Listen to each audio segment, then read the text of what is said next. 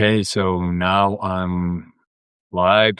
Um, I thought I would try this format in order to stop overthinking, doing um, other types of things like a podcast to try to get things out. So um, I just decided I would join in and maybe take the chance also, like as a special event after reaching like 1,000 subscribers to talk about the last year where I started working as a full time artist almost in unexpected ways.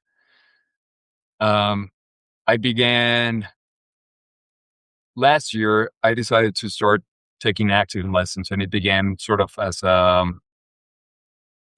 challenge to myself. And I think from a writer's perspective, um, the idea can be challenging. Writers tend to be more introverted. So I wanted to challenge myself to develop those presentation skills that I think are necessary right now to um, push your work out there and get more people to notice you. And before I knew it, I was already doing castings for theater plays after 3 weeks. And before I knew it, I was running like an underground theater in Mexico City. And in the like 6 months, we presented about 4 plays and also like a Balinese dance show. So it was a pretty wild year, and there were a lot of lessons I think that I learned about starting to do like what you could call professional artist work, right? In terms of actually getting people to pay to go see your play and all the aspects that go alongside it. And it really changed the way I started to think about doing work as a writer, because I think for a lot of writers, uh, their type of personality tends to be more introverted, to live more in fantasy, and to be successful as a writer economically means that they can escape the drudgery of everyday working life. And what I discovered was that that was kind of like an illusion and a sort of uh, hurtful fantasy, right? To think that working as a writer is going to be like this utopic escape from modern life. So yeah, I realized that there's gonna be things you like, things you don't like, and but you know, it's always interesting when you decide to take those steps, right? For example, I really did not like sales, right? I thought that was almost like the opposite of what I wanted to do in life. And when I had to start doing sales to get people to go to the place, um, I struggled a lot, right? You just had to have the confidence to really push and what you're doing as valuable, right? Like as something that people who are actually working those jobs that we think are terrible, to give you the hard earned money. That was something I struggled with, and I had to, like go and learn about sales and change my mentality about it and have the confidence to actually push what I was doing as something valuable. So so after doing that for about a year, I started realizing that I had to take those lessons I learned by doing theater and working in theater professionally into writing. And so part of it was this aspect of marketing. So I started the year deciding I was going to go into doing a lot of things that were focused on publishing something physically. So I started with designs, and I think that's a really great avenue to kind of like dip your feet in. And not only that, I think in general, uh, people really appreciate having something, like a presentation card, like the mini sign works almost like that. Instead of, like asking over, a chat for somebody to read your stuff, which seems kind of like intrusive.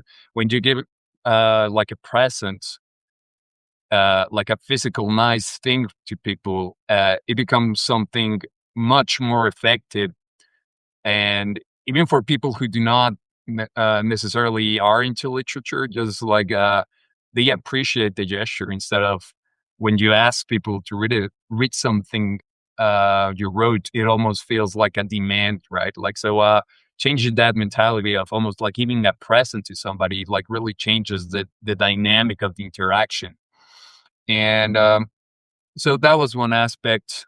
The other one was starting to do public um, literature themed events. So last Friday, I made the first like open mic for specifically for poetry, but also for other types of artists. So I was confident that that was something that was going to be good, but like the events really surprised me how effective it was and how excited people were, how moved, um, how thankful for the space and for that event. So like I was, like at the event I said that, like I thought like a good estimate would be like doing like the event once every month. And like when the event was over, like people came up to me and said like, Benno, we think like 1 month is too much time. We need you to make it at least every 15 days. So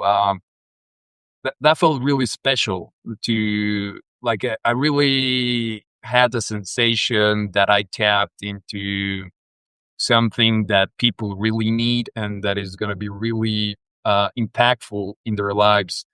And also personally, even though I've been doing theater for a while now, and I learned a lot of techniques as an actor, I realized how much potential there is to incorporate that in a live reading of poetry. So for me, that was also the first time I read some of my poems like in a stage. And afterwards, I just couldn't stop thinking about uh, how to incorporate the techniques like an actor develops into poetry to create a really impactful show of poetry. And I think it really has a lot of potential.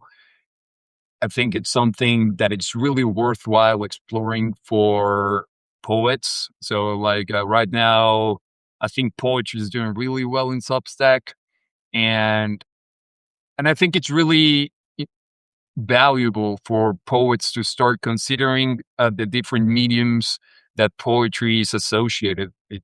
So, um, even though we talk about arts with sort of like very definite identities, like poetry is something that has always been in a liminal contact with other forms of expression. So, especially music, theater, and the graphical arts. A little bit later, maybe if you're thinking in a timeline, right? But like music and theater were like almost Siamese brothers, right? Like even theater didn't divorce itself from poetry until very recently, right? Like if you think about the Greek theater, we think about Elizabethan theater and Shakespeare and like the Spanish Golden Era, right? Like all of these things were still written in poetry. And it wasn't until much later that it kind of got separated. So um and if we think about like the poet as a job, so all the different manifestations of the poet throughout time, like the bard, the juggler, and things like that, they were all people who trained in scenic arts, right? Like whether it was music, um, even acrobatics, like the juggler, the mestre de juglaria, which is like the title in Spanish, and So these are all things that poets used to train in, and and we have become so limited to the narrow point of view of like the modern poet that just writes in a corner in the dark by candlelight or something like that, and then gets read, like by an equally lonely person on their home, so that they forget like so much of the techniques and the potential that there is in just incorporating all of those other different elements into your work.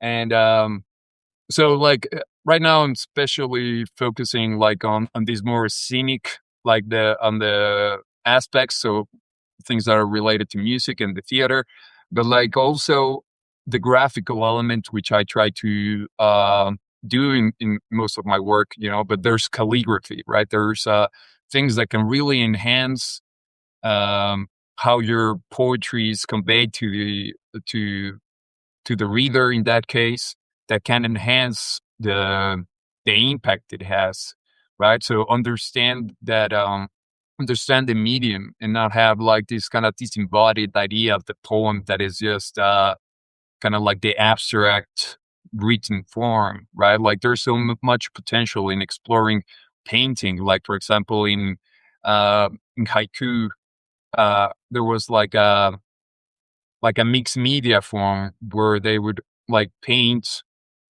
and then use calligraphy to write the haiku down. And so to create this kind of like composite work. So these are some of the things that I think um, a poet can really take advantage of uh, to develop their craft, right? Like of course there's like the basics of understanding all of the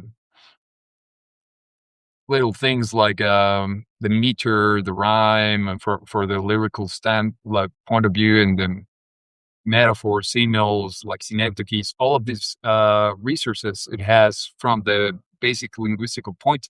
But you really have to like it will really make you grow if you discover all the other potential that there is in incorporating things from this sibling well, yes, the sibling arts, like music and theater. So so yeah, going back then, I think I want to make an emphasis on this because like if you stay on the point of view of doing poetry as something for yourself, you're gonna be limiting yourself. And by starting doing things live, you really discover a lot of potential that can improve your writing, not just your your shows and your presentations, but actually like the potential to create different things and access different parts of the imagination, right? So, so that's one of the advices I want to give, like explore the other arts that can like show you the possibilities that poetry has that doesn't limit to, like the straightforward um poem. And okay, so the other aspect again, I'll go back to what I was mentioning at the beginning, right? Like about the almost like the fantasy that I used to have of what working as an artist was going to be, that it would kind of solve my problem with having to do things I didn't want to. And I think this idea is really toxic, not just for artists, but I think people in general, for our generations, especially from the millennials, right? Like we were taught, that work, you should choose something that you really like doing, and so that it becomes pleasurable, right? So we come into a world dominated by a kind of ruthless work ethic, right? And the way to make that okay if is to find something that you really enjoy, so that work then becomes pleasurable. And this kind of ties into the kind of liberal philosophy of the hedonistic life, right? So life is about having pleasure, and the way you can sort of navigate the the awful work culture that we have today is if you find something that you really like and that it's kind of pleasurable. And I think this ideology is really toxic. It's especially for men, right? Because I don't think that's a good motivation to, and especially for me writing, like to think about writing as something that is going to be pleasurable, or that I'm going to do just to be happy or contented. Like the alternative that I want to present, and that was like the change of mind that I had, that started working for me, and was it's not it's not to do what you it's not, follow your passion or follow your dreams. Is what is so important in your life that you're willing to sacrifice yourself for it, right? It's not a question about pleasure, but about sacrifice. So if you were to die tomorrow, what was that thing that you were willing to put the effort, the sacrifice, the drudgery to get it done? Because like writing's not gonna be an escape for drudgery, and like working as an artist is not gonna, be just doing what you like all the time. There's gonna be times where you gotta force yourself to go into things you didn't want to.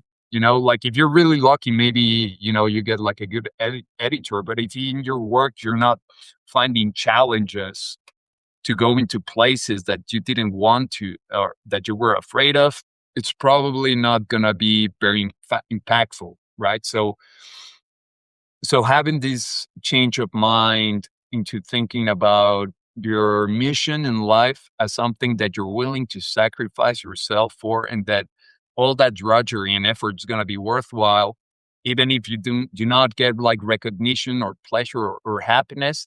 I think that's when you have found your calling, right?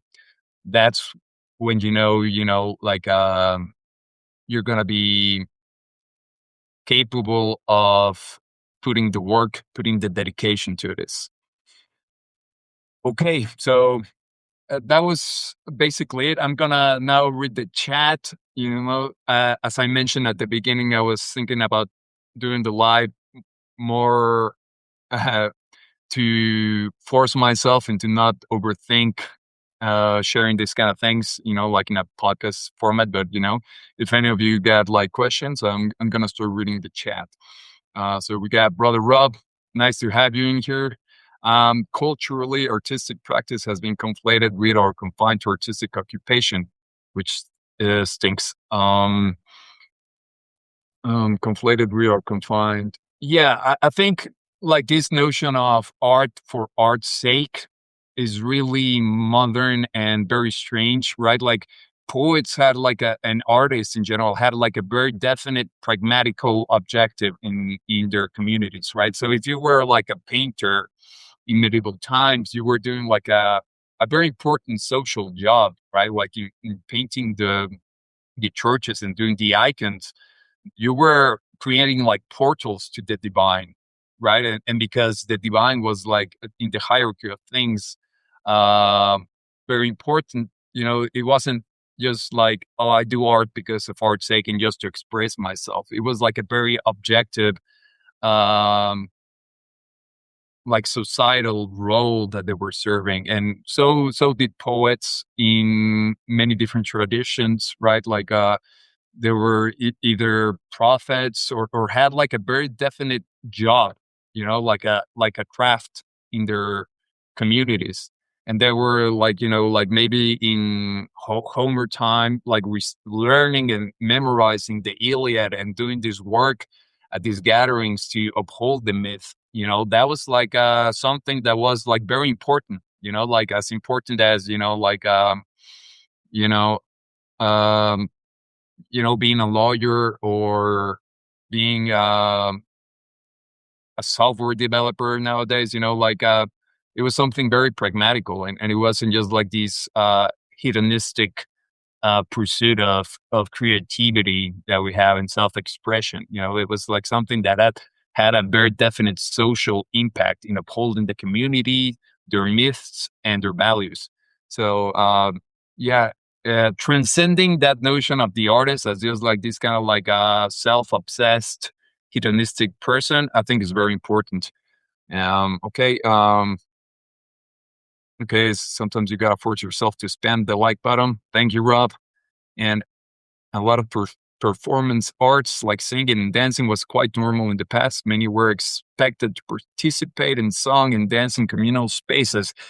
Yes, and again, this is like the social aspect, which is very important. One of the things I really like about Balinese dance, which is something I also got into last year, is that it's one of those rigorously kept traditions that that is still that they still keep in Bali, and they still keep as the glue that keeps the society together. So everybody there participates in the performances. Like everybody either learns to play the gamelan, which is sort of like their orchestra instrument, which is really, and even from there you get that their idea of community, because the gamelan is composed of several instruments, several flutes and percussions, but like in their culture, it's just one instrument, right? It's as if we call the orchestra an instrument, right? So they're always playing together, and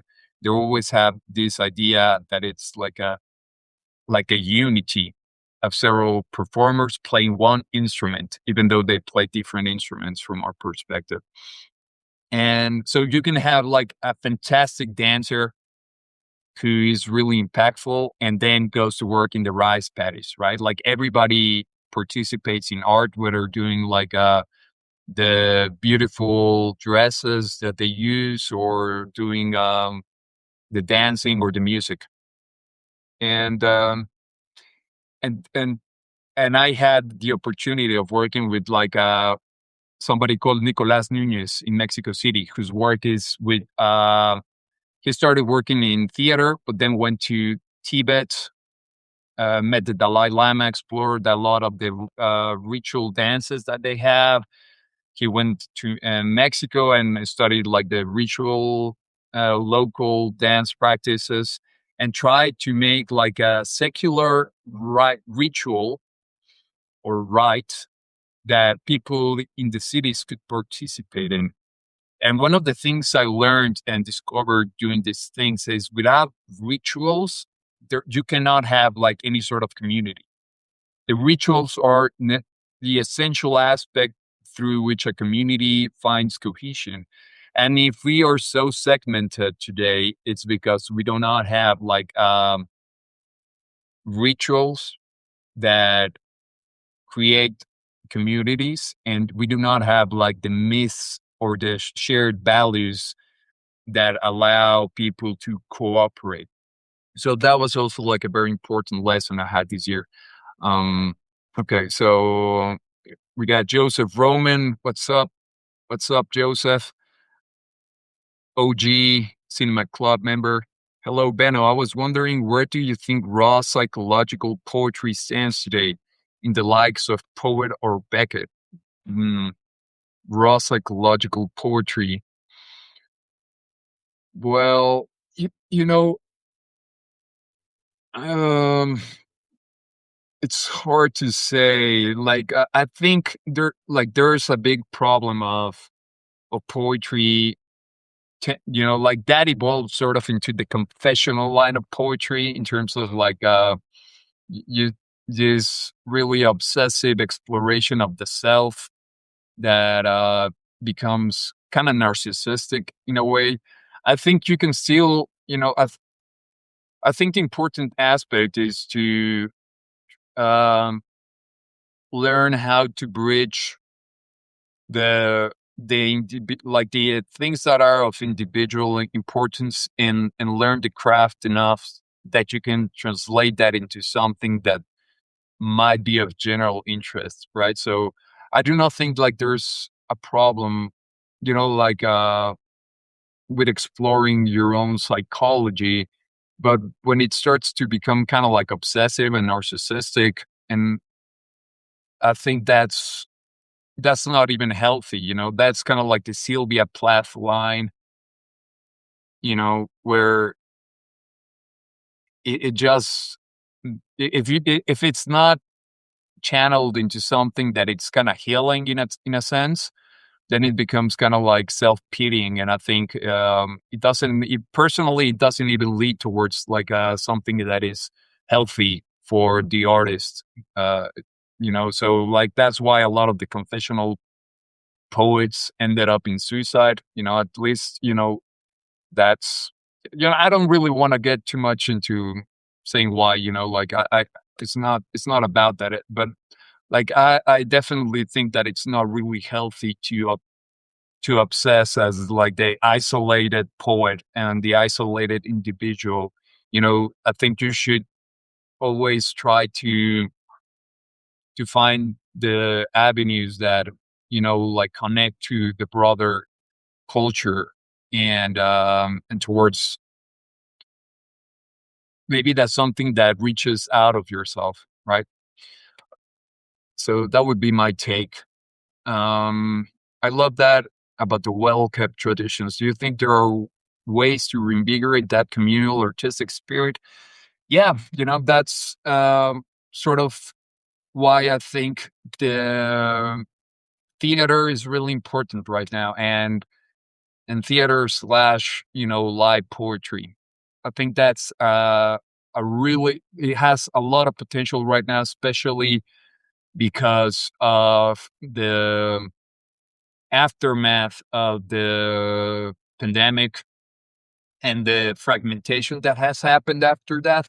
Like it just like social media was already causing struggles, but after the pandemic, it just ramped everybody into digital life and to the tribalism that it generated.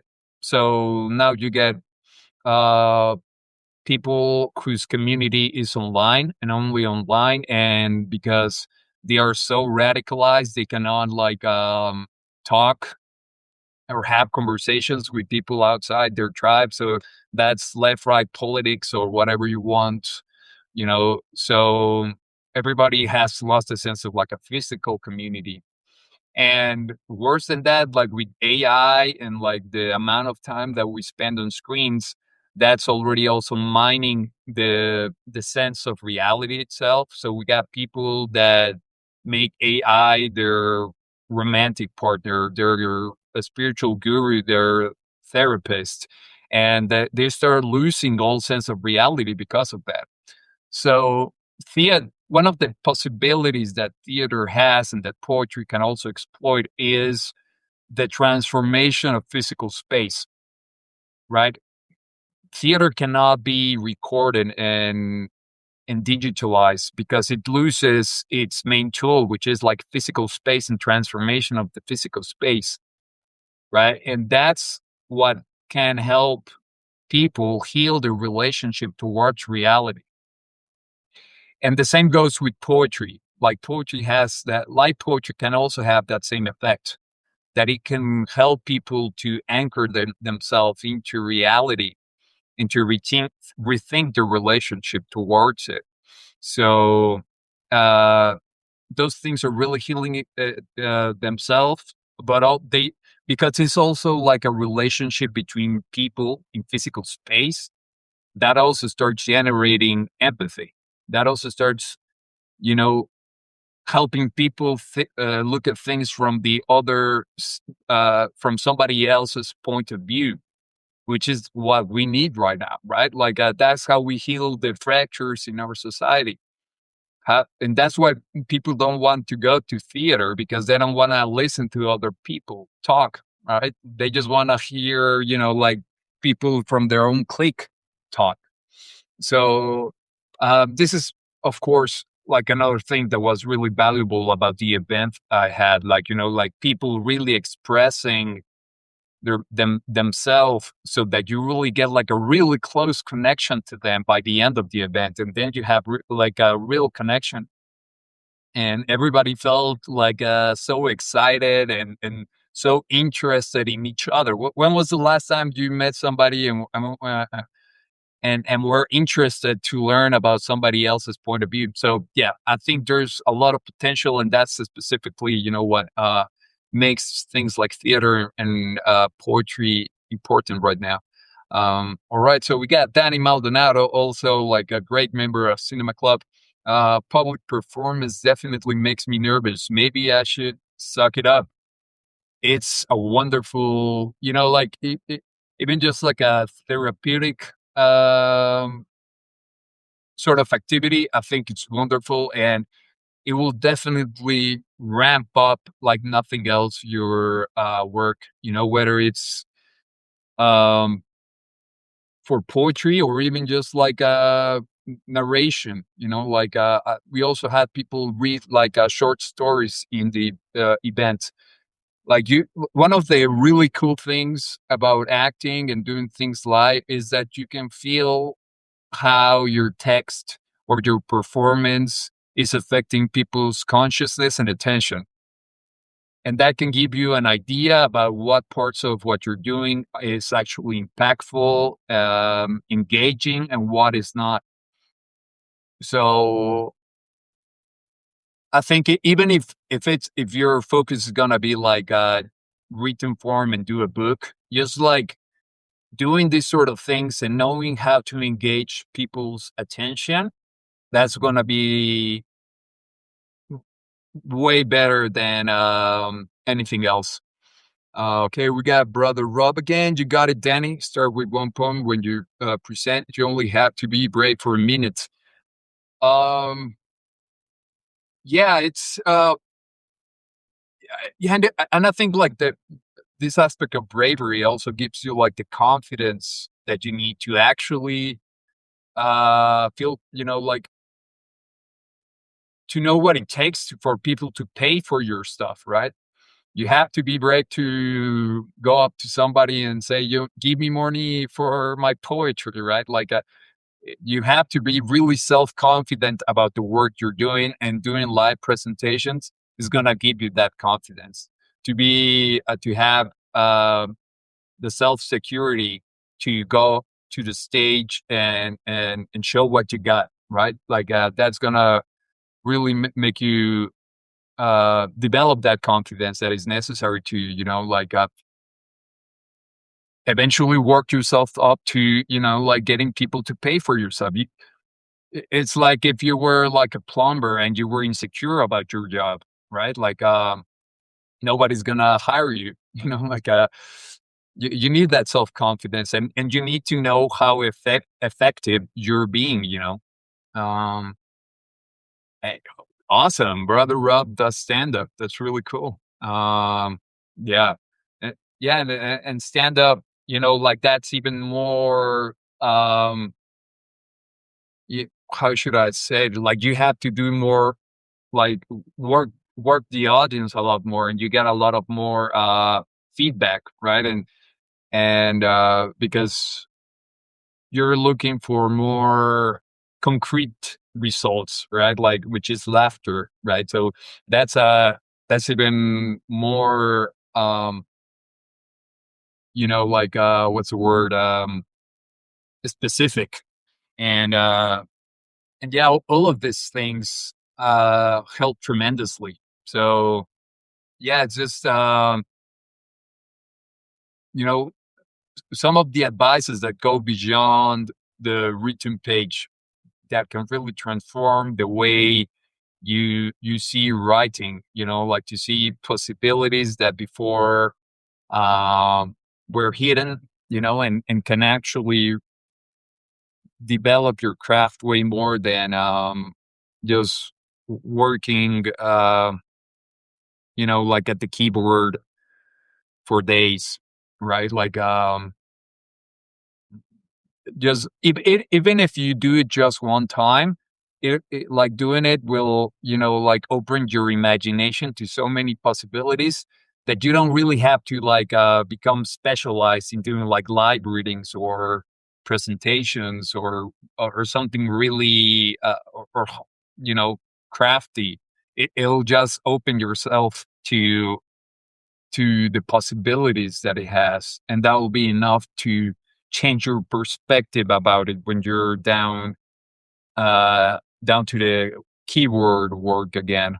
um so so yeah, this like I would encourage everybody to choose one of these avenues to explore them. And I and I've seen like a lot of people starting to get into the more into the physical aspect. Brother Rob had a great sign coming up.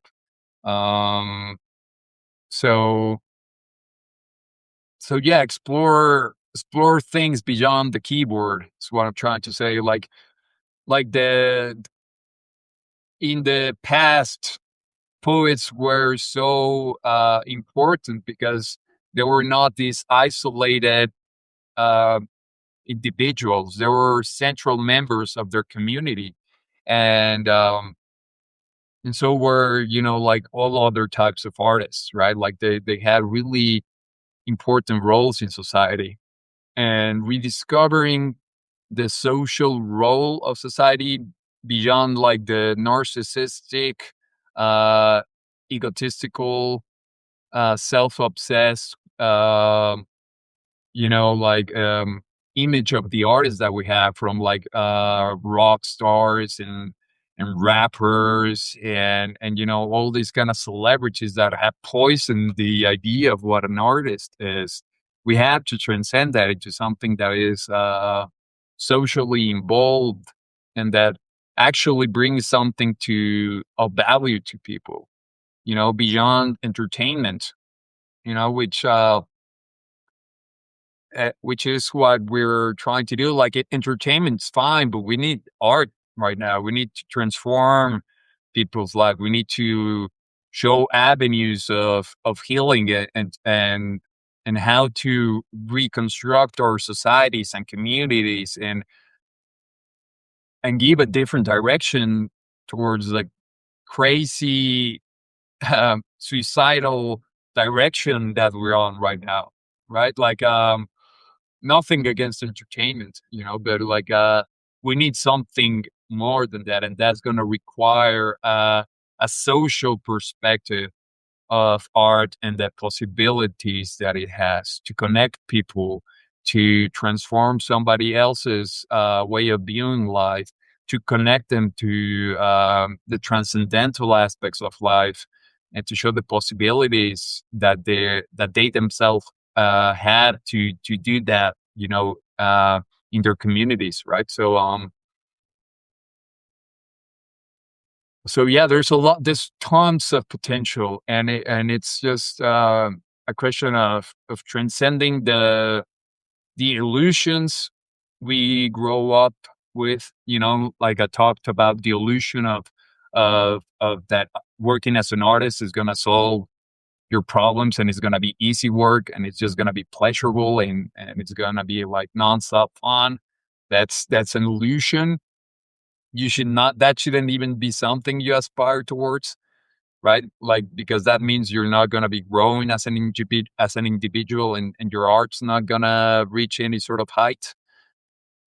Then we got the illusion of the isolated artist, right? That you can just not deal with the problems of going out there and standing up for what you believe and your artwork.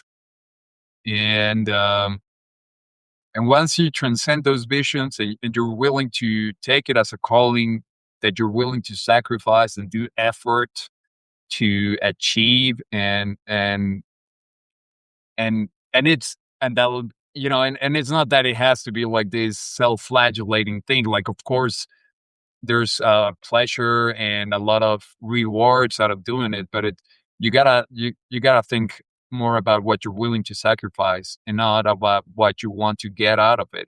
If you're thinking about getting money and fame and like a comfortable life, you're not gonna get anywhere. right? And it's not gonna help you grow as a person or help others grow as persons either, right? So these are the things that I wanted to talk about, like that, some of my lessons about, like, you know, almost working as a full-time artist now. Not that I'm necessarily being successful, but that's what I mean. It's um, if you're worried about being like a starving artist, learn to fast. You know, learn to take cold showers. You can be so much stronger. You know, Y- and once you decide to go down that path, like opportunities start opening like crazy. Like everything I did last year seemed impossible to me. Like when I started acting, like being on stage and doing like a theater play and stuff like that, that seemed impossible to me. And like a year later, I had already done like 3 plays.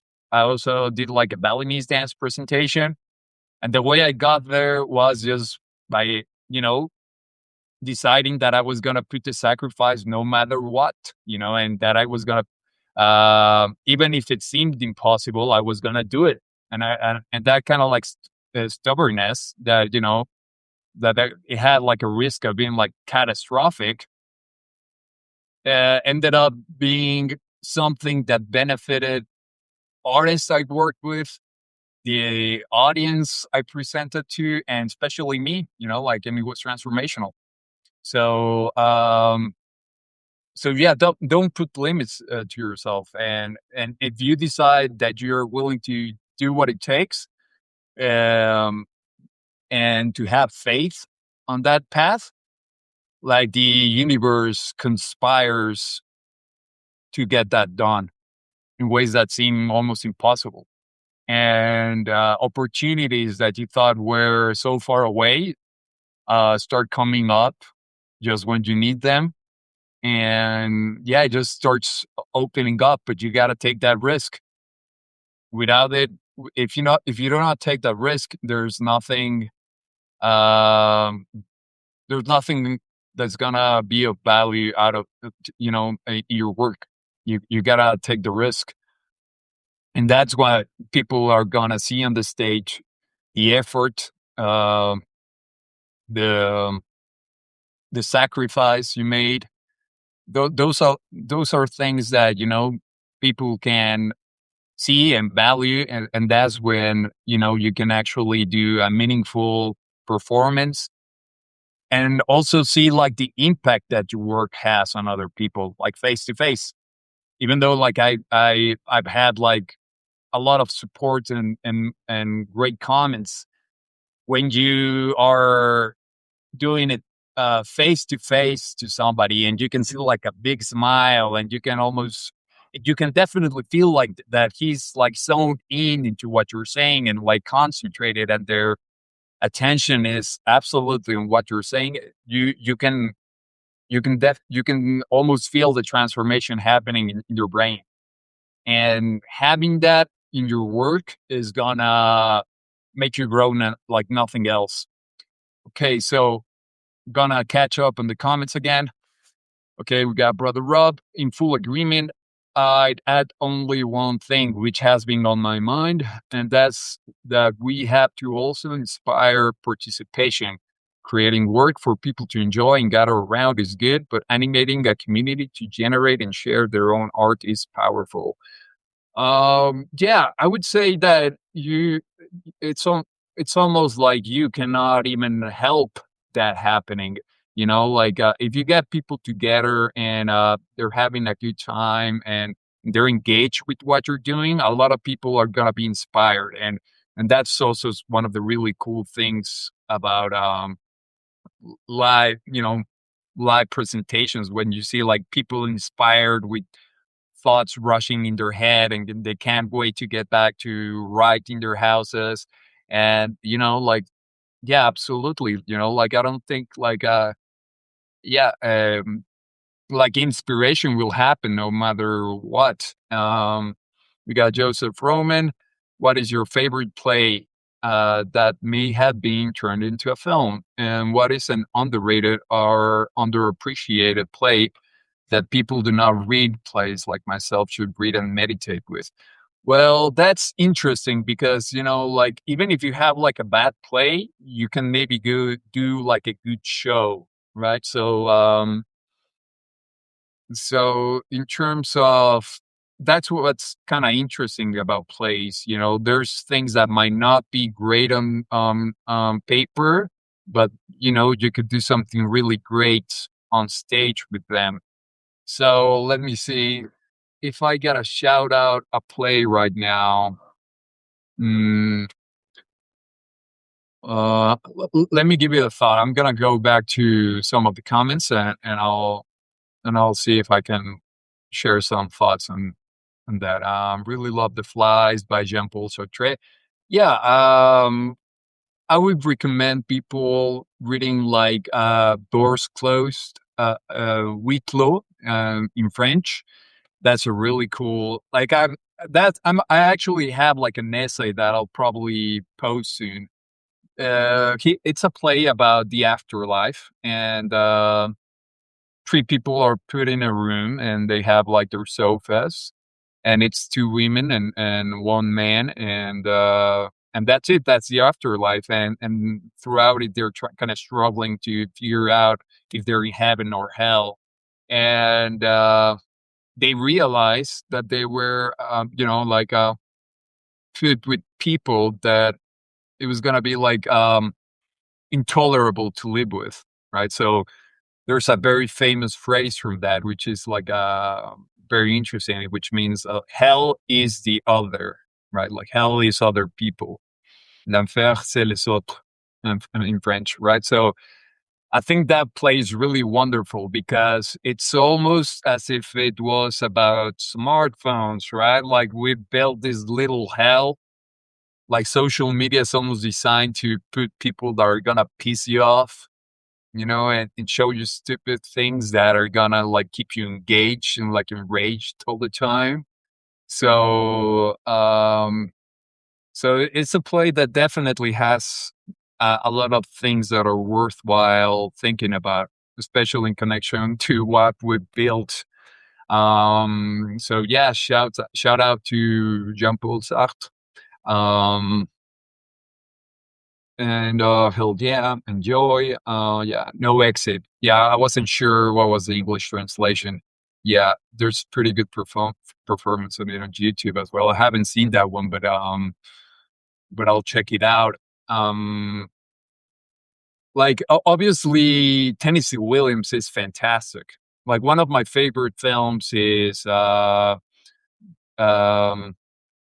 was sorry, I like the Tramway Cold Desire. Is it Tramway? Let me check. Tramway Cold Desire. I think it's not a tramway. Like or is it? Well, anyways, yeah, with like Marlon Brando, one of my favorite films, and Tennessee Williams is fantastic, fantastic. Um, great. A streetcar named Desire. Yeah, yeah. In Spanish, it's translated as tranvía, so which is like tramway. So yeah, the streetcar named Desire. That uh, fantastic film, and Tennessee Williams is really great. Almost every film that's been made on one of his like his screen, well, like his plays is great. Um, uh, A Cat on a Hot Tin Roof. That's also a really good film. So yeah, and also like as a writing possibility, I think like I would encourage people to think about theater plays because that's also a really cool exercise to think about something that is actually gonna become reality, right? I think people have, it used to be like a lot of people would dip their feet into writing for the theater, and that's become like rare these days. Like people, it's only like theater people who write theater anymore, and I think it's as a writer, I think people should be like thrilled about the opportunity, to see their work, performed live and becoming reality, in a way that is almost more meaningful than cinema, and maybe more um realistic. Like cinema is still in like a point where it needs a lot of money to get done, which is not true, but like uh but theater can be way easier to get into and produce. So, you know, also something that I would promote. Sadly, most of what I write for the theater is in Spanish. I have this really interesting like separation between what I write in English and Spanish, right? Like so, some things are almost, like I really like writing poetry in English. I think I like to write fiction more in Spanish. I've also written most of my theater work in Spanish, essays mostly in English. So I find that separation interesting, just like based on like the particularities of each language. Um, but yeah, hopefully I'll be able to start mixing more of my local Spanish work with my online English work soon. Like one of the reasons I also, like focus so heavily in English was because I didn't find anybody or any community interesting in Spanish online. And on the other hand, like locally, that's where, I made most of my working acquaintances. So I have like a really interesting division right now in between like my online English persona and my which is almost non-existent in Spanish, and like the parallel life I live in, like the local theater work. So almost everything gets channeled into live performance.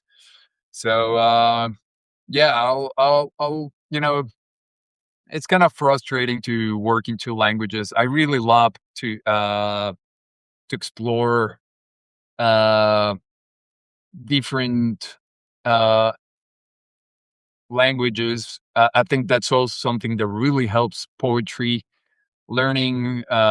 Because on the other hand, I hate reading like translation. So learning another language, learning the poetical resources that they have, because not all languages are translatable, right? Like Latin has, because of their grammar, resources that are not available in other languages, right? So that happens also with, like, for example, Japanese. Like it also has like a very special sort of grammar, and like it also has special resources for calligraphy and the graphical elements. So learning about the different resources about other languages in terms of poetry can really help you also inspire you to what you can do with your own language. So another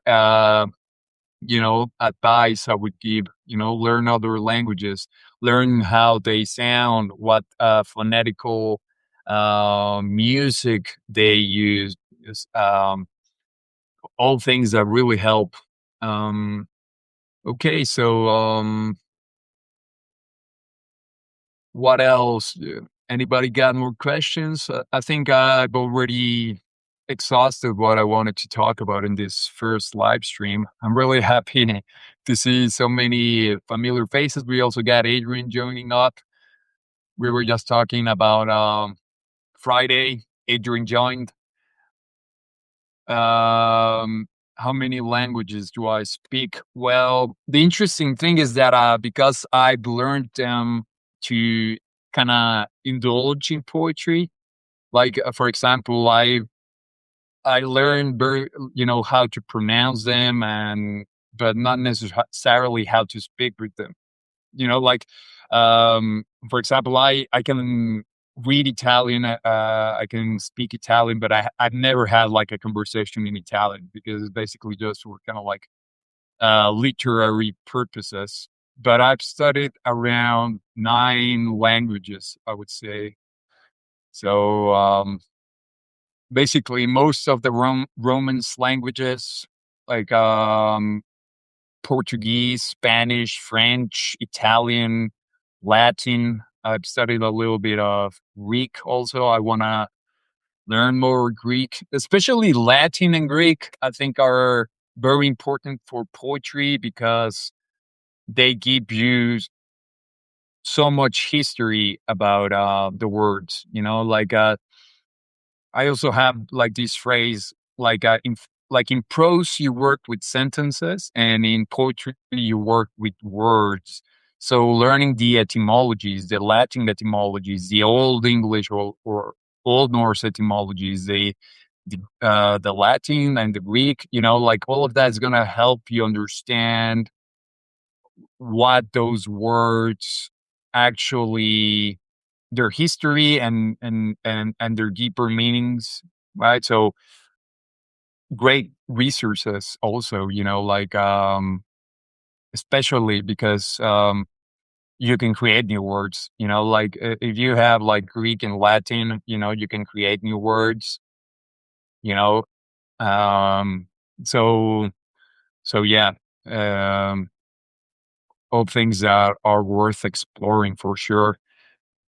um and yeah, well, Adrian joined on Friday, so it's really cool to have him on. Like we were talking about like the live um poetry events, and how it can change your perspective about what you can accomplish with poetry, right? Versus the written word. And which is, of course, we get like the lyrical element, but you can take it you can go way farther than that, like and involve more the physical movement, like to enhance your reading. And so it can become very theatrical, and that will open possibilities. You can write poems that are specifically, meant to be performed on stage, right? Like and that's how I think about it. Like before that reading, I was seeing what I had in Spanish that was well suited for to be more meaningful, like in a stage, right? And because the stage gives you other possibilities that like a screen or paper does not give you, right? You can really exploit the lyrical aspect, the dramatical aspects. You know, um, there's tons of stuff that you can make, and you can accomplish almost little magical tricks, which is something that really interests me. Um, so yeah. Um, any more questions?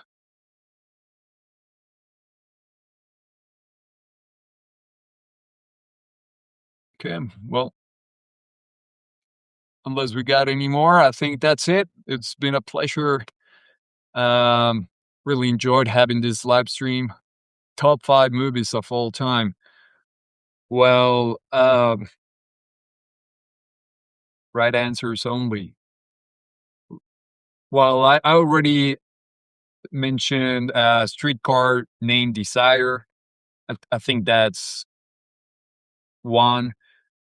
I would say The Shining is also one of the best movies of all time. And like I don't necessarily like The Shining or enjoy it that much in terms of like personal taste, but like that's I also think is just a masterful film.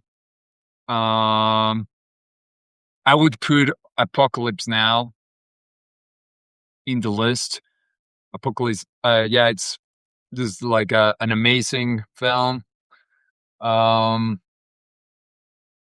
Let me think. Um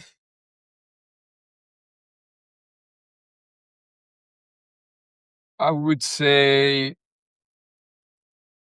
mm, I'll put The Birds on the list. Alfred Hitchcock, The Birds. And I really like it, especially because of the what people would classify as crappy um, special effects. I don't think it's that. Like, I think it's very important to realize and to move away from the realistic language of cinema, right? And I'll like the other one. I'll give it to animation and to a modern animator. And like, I really want to shout out Umami. Is he has a series called Interface on YouTube, and it's absolutely masterful. It's one of the best works of animation, and overall, I think it's just a master. Coraline is also amazing. But I want to give a shout out to Interface. If you do not know Umami's work, I definitely recommend it to everybody. Um, has such a unique language, so surrealistic, and so poetic. It's just it's it's yeah, it's just amazing. It's just amazing. And I'll give like I'll post it in the chat. It's umami, like the word in Japanese for like the savory taste. Um, and the work is called Interface, and it's about this kind of like he takes a work like a painting, the painting of Magritte of the man covered with like an apple in front of the face. And yeah, he there's like a pink demon worm clown thing that it's just uh it's wonderful. I really recommend it. And I'll give like a last shout out to Donnie Darko, which it is also one of my personal favorites. Okay, with that, we make it to 1 hour live stream.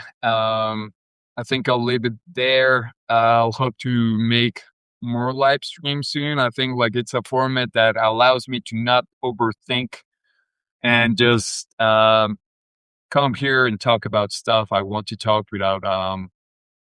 Charlie Kaufman is also great. I really enjoyed a lot of his work. Um, Yeah, all of it. His work as a screenwriter is great. I really want to read his novel. Right, he's gotten into straightforward literature. I think. So so yeah, great. He's great. Um, his work as a director has been good. Um, I might do some Charlie Kaufman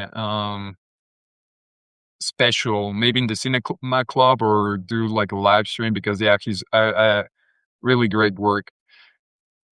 Um, I'm not sure about. I've been thinking about ending things. I'm not sure I like that one too much. I might have to give it another chance.